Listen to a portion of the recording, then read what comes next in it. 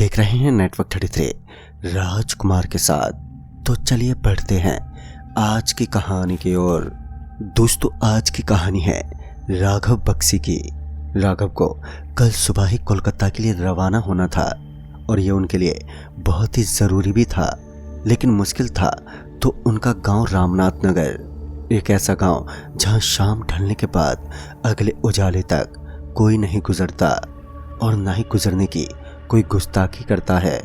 आज राघव बक्सी इस गुस्ताखी को अंजाम देने वाले थे। दरअसल राघव अपने गांव बड़े लंबे अरसे के बाद जाते थे। वैसे तो गांव में उनके चाचा का परिवार ही रहता था, पर फिर भी कुछ सालों के बीच कभी कभार एक हफ्ता तक के लिए वो गांव का सफर कर ही आया करते थे। यही वजह थी कि इस बार भी वो किसी सिलसिले में गांव आए हुए थे और अब वो आज रात रवाना होने वाले थे। राघव अपने सामान के साथ पूरी तरह से निकलने को तैयार थे।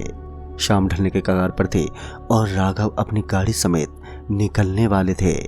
उनके परिवार वालों ने कहा कि आज हफ्ता का आखिरी दिन यानी कि रविवार है और हर माह का दूसरा हफ्ता इस गांव में श्राप की तरह माना जाता है। उन्हें यह भी हिदायत दी गई कि अर्थशास्त्र के मुताबिक आज की रात कयामत की रात है। आज की रात कोई भी बला किसी भी किनारे पर खड़े होकर आपका इंतजार कर रही होगी। पर राघव को कहाँ इन सब से फर्क पड़ना था। हमेशा से ही वो अपने शहर ही रहे और एक बहुत ही एजुकेटेड और लॉजिक को मानने वाले इंसान थे। राघव ने किसी की ना सुनी। घर वालों ने अंत तक उन्हें कहा कि इस गांव में किसी तांत्रिक का कहर छाया रहता है और इस रात को तो वो खुद के अंश को भी नहीं बख्शता। राघव ने जैसे तैसे अपना सामान गाड़ी में रखा और अपनी बोलेरो लिए वो वहां से निकल गया। ठंड का महीना था। शीशे से हल्की हल्की ठंडी हवाएं राघव को एक अच्छा अनुभव दे रही थी। कुछ समय तक तो राघव के लिए सब नॉर्मल था, पर तभी थोड़ी दूर आगे जाने के बाद अचानक से उन्हें गर्माहट महसूस होने लगी। ऐसा लग रहा था जैसे अब राघव के जिस्म से गर्म हवाओं का झोंका टकरा रहा हो। अब राघव को गर्मी लग रही थी। राघव को ये बात कुछ पच नहीं रही थी कि इतनी तेज रफ्तार के बावजूद बाहर से गर्म हवाएं कैसे आ सकती हैं, जबकि वातावरण भी कितना शीतल और शांत है। जैसे जैसे राघव रफ्तार पकड़ रहा था तो वैसे वैसे राघव को और भी गर्मी लग रही थी। इसलिए उसने अब कांच बंद कर लिया और एक बार फिर सब कुछ नॉर्मल हो गया। गाड़ी के अंदर अब एसी के ठंडे ठंडे हवा में वो फिर एक बार तरोताजा हो गया। पर बस कुछ समय की देरी थी। फिर कुछ समय बाद एक बार फिर अब एसी से भी गर्म हवा निकलना शुरू हो गया। जबकि एसी कूलिंग पॉइंट पर था, तभी राघव को टॉयलेट लगी और उसने अपनी गाड़ी साइड में रोकी और गाड़ी से उतरकर झाड़ियों में चला गया। वहां से लौटते वक्त उसकी नजर सामने एक मंदिर पर गई, जो शायद उसका दुर्भाग्य था। उसने सामने एक बहुत ही बड़ा मंदिर देखा। जब वो उस मंदिर के एकदम करीब गया तो उसने देखा कि ये सनातन मंदिर है, जो इस इलाके का सबसे प्रसिद्ध मंदिर है और सबसे बड़ा मंदिर। लेकिन दुर्भाग्यवश ये वीरान पड़ा है। लोगों के मुताबिक हर श्राप की जड़ बस यही है। राघव को ये सब बात मालूम थी क्योंकि सालों से वो ये सब बात सुनते आ रहा था। उसे पता था इस मंदिर को भूतिया कहा जाता है। राघव को भी पता नहीं क्या सोचा कि वो बिना कुछ सोचे समझे उस मंदिर के अंदर घुस गया। दरवाजा तो वैसे भी खुला था, तो वो अंदर जाकर सिगरेट जलाकर पीने लगा। वो अंदर बढ़ता गया और सीढ़ियां चढ़ता हुआ जब वो दूसरी ओर उतर आया तो उसने पाया कि नीचे बेसमेंट की तरफ का दरवाजा खुला हुआ है और तो और वहां से धुआं निकल रहा था। राघव इस वक्त एक ऐसे खौफनाक और खतरनाक स्थान पर था जिसका उसे बिल्कुल भी अंदाजा नहीं था। राघव बिना कुछ सोचे समझे उस दरवाजे के पास गया और वो जैसे ही दरवाजे के अंदर घुसा कि उसकी एक चीख निकल गई। उसने देखा एक बड़े बाल और दाढ़ी वाला कटा हुआ सिर एक पिलर पर रखा है और उसके ठीक नीचे एक धड़ तप कर रहा है। लेकिन जैसे ही राघव की चीख निकली कि माहौल एकदम से रंगीन हो गया। राघव को यह समझते देर नहीं लगी कि ये सब क्या है और क्यों है। राघव अब धीरे धीरे पीछे हटा और फिर बड़ी तेजी से भागता हुआ सीढ़ियों पर भागने लगा। भागते भागते वो किसी तरह अपनी गाड़ी तक पहुंचा और तब कहीं जाकर उसकी जान में जान आई। उसके लिए ये सब अभी भी किसी डरावने सपने से कम नहीं था, क्योंकि उसने कभी सोचा भी नहीं था कि ऐसा कुछ कभी हो सकता है। वो जल्दी से गाड़ी में बैठा और गाड़ी स्टार्ट करने की कोशिश करने लगा। 2-3 बार लगातार कोशिश करने के बाद भी गाड़ी नहीं हिली, लेकिन खुशकिस्मती से गाड़ी निकल गई। राघव को ऐसा लगा जैसे वो बाल बाल बच गया, पर वो गलत था। असली साया तो उस पर अब पड़ने वाला था। वो बहुत ही ज्यादा परेशान था, पर उसे किसी भी तरह अब शहर पहुंचना था। धीरे धीरे रात गहरी होती जा रही थी। तभी अचानक से राघव को सामने रास्ते के बीचों बीच कटा हुआ एक हाथ दिखा। उस हाथ को देखकर अब राघव के पसीने छूट गए। कटा हुआ हाथ इस तरह रास्ते पर चल रहा था जैसे उसमें जान हो। राघव बहुत ही ज्यादा डर चुका था और अब उसे सिर्फ एक ही बात समझ आ रही थी, और वो ये थी कि यहाँ से भागना।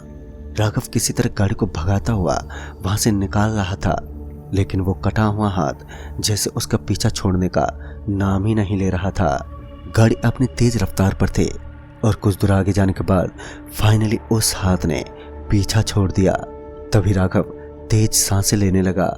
अभी कुछ मिनट ही हुए थे कि तभी राघव की नजर अपनी कार के ऊपर लटक रहे मिरर पर पड़ी।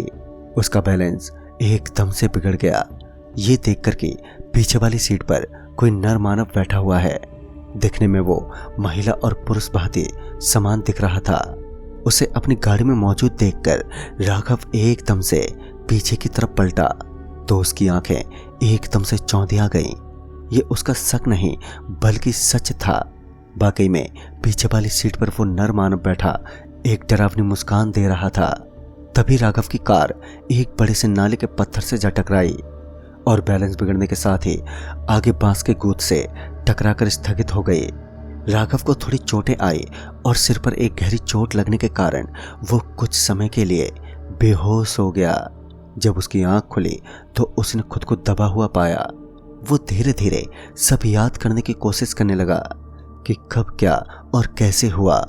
उसे जब सब याद आया तो उसके दिल में खौफ वापस घुस चुका था।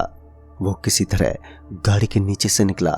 खैरियत की बात तो ये थी कि राघव और उसका फोन दोनों सलामत थे। राघव ने जब फोन निकाला और फिर उसकी नजर समय पर गई तो राघव ने देखा अभी रात के 12 बजने में लगभग पौना घंटा का समय है, यानी कि लगभग रात के 11 बज रहे थे। राघव को समझ नहीं आ रहा था कि वो क्या करे, क्योंकि अब तो उसकी गाड़ी भी बिगड़ चुकी थी। ऐसे में इस तरह एक सुनसान और श्रापित इलाके में फंस जाना अपने आप में ही कितना अजीब लगता है। राघव कहीं एक नाले के ऊपर बैठा और बस यही सोच रहा था कि तभी उसने सोचा कि वो घर फोन करके बता दे कि वो इस हालत में है। उसने तुरंत अपने घर वालों को फोन लगाना शुरू कर दिया। काफी मशक्कत के बाद किसी ने फोन उठाया। फोन उठाने के साथ ही राघव कुछ बोलने ही वाला था कि उसका बाल किसी ने पीछे से पकड़ लिए और जोर से खींचने लगा। राघव चीखने चिल्लाने लगा और पता नहीं क्यों पर वो चाहकर भी पीछे नहीं देख पा रहा था। ऐसा लग रहा था जैसे राघव को बाल पकड़कर कोई पीछे से खींच रहा हो। राघव पीछे की तरफ खींचता जा रहा था और देखते ही देखते कुछ ही सेकंड्स के बाद पीछे से किसी ने खींचना एकदम से छोड़ दिया। राघव को अब दर्द से आराम मिला, पर उसका डर दुगना हो गया था। राघव अब एक बहुत बड़े मीनार और पेड़ पौधों से घिरे इलाके में आ चुका था। उसने भागने की भी बहुत कोशिश की, पर हर बार लोहे का एक बड़ा सा पिलर उसे रोक देता। ये सब कौन और कैसे कर रहा था ये उसे नहीं पता था। राघव ने एक पल के लिए मान भी लिया था कि अब उससे कुछ नहीं होगा और ना ही वो कोशिश करेगा, क्योंकि इसका परिणाम कुछ नहीं होने वाला है। लेकिन उसी वक्त राघव ने 2 पेड़ों को एक साथ में हिलते देखा। उस पेड़ से लगातार खून की धाराएं बहे जा रही थी। उस पेड़ के अंदर से आवाजें आ रही थी। उन दोनों ही पेड़ के अंदर से रोने और गिड़गिड़ाने की अलग अलग आवाजें सुनाई दे रही थी। राघव बस उस पेड़ से दूरी बनाता गया और पीछे हटता गया। वो अभी थोड़ा पीछे हटा ही था कि तभी वो किसी से जोर से टकरा गया और मुंह के बल जा गिरा। जब राघव उठा और उसने अपने सामने का नजारा देखा तो मानो उसका पूरा बदन मोम के पुतले जैसा जम गया। उसने देखा वहां पर वही नर मानव था और इस बार वो अपनी गर्दन के साथ था, लेकिन उसकी आंखों की पुतलियां गायब थीं और उसकी हथेली भी नहीं थी। यही वजह थी कि वो दिखने में बहुत ही ज्यादा डरावना लग रहा था। राघव बहुत ज्यादा डर गया और पीछे हटने लगा। तभी राघव को उसके पीछे से काले धुएं ने घेर लिया और अब राघव हिल भी नहीं पा रहा था। उस धुएं की वजह से राघव एक ही जगह जमा हुआ था। न जाने उस काले धुएं में इतनी क्या ताकत थी कि राघव बहुत ही ज्यादा अब परेशान हो गया और कुछ ही समय बाद राघव की सांसें भी फूलने लगी। उसका गला अब सूख रहा था। तभी अचानक से ना जाने कौन सा तूफान आ गया कि राघव को इस तरह से उड़ाकर दूसरी तरफ झाड़ियों में फेंक दिया। कुछ समय तक तो राघव उसी तरफ पड़ा रहा, लेकिन कुछ देर बाद जब राघव उठा तो सामने वो एक कटे हुए हाथ को देख रहा था। राघव अब काफी परेशान था और उसके साथ ही वो उस हाथ से बचकर आगे बढ़ने लगा, पर अब होना कुछ उल्टा था। जैसे जैसे राघव चलते रहता वो हाथ भी बढ़ता जाता और जैसे ही राघव रुक जाता कि वो हाथ भी रुक जाता, तभी अचानक से वो हाथ सीधा जमीन से राघव के गले में अटक गया और उसका गला जोर से दबाने लगा। बड़ी मुश्किल से राघव उसे हटाने में सफल रहा और उसके बाद वो हाथ भी एकदम से गायब हो गया। राघव अभी मरते मरते बचा था। वो लगातार आगे बढ़ता रहा और कुछ दूर आगे जाने के बाद राघव का पैर अचानक से एक जगह पर रुक गया और वो अब आगे नहीं बढ़ पा रहा था। उसने जब अपने नीचे देखा तो पाया कि उसी कटे हुए हाथ ने उसका पैर पकड़ लिया है जो कि जमीन के अंदर से निकला हुआ था। राघव के पैर को वो हाथ जमीन के अंदर खींचने की कोशिश कर रहा था और राघव का पैर भी धीरे धीरे करके जमीन के नीचे खिंचता गया। लेकिन तभी एक झटके के बाद राघव ने ऑलपिन निकाला और हिम्मत जुटाए उस हाथ पर घोंपने लगा। उस कटे हुए हाथ से खून की धाराएं बहे जा रही थी और तमाम कोशिशों के बाद अब कहीं जाकर राघव का पैर छूटा। राघव समझ गया कि अब उसे और संभालकर चलने की जरूरत है। वो वापस अपने गांव के चौक ही जा रहा था जहां पर वो रहता था और वो लगभग यहाँ से लगभग 2.5 किलोमीटर की दूरी पर था। राघव अभी बढ़ता हुआ थोड़ा आगे गया ही था कि तभी थोड़ी ही दूर आगे से उसे एक झुंड आता हुआ दिखाई पड़ा। वो झुंड लंगड़ाते हुए आ रहा था। राघव उस झुंड को देखकर काफी डर गया और भागते हुए 2 पेड़ों के बीच छुप गया। राघव वहां से सारा नजारा सही से देख पा रहा था।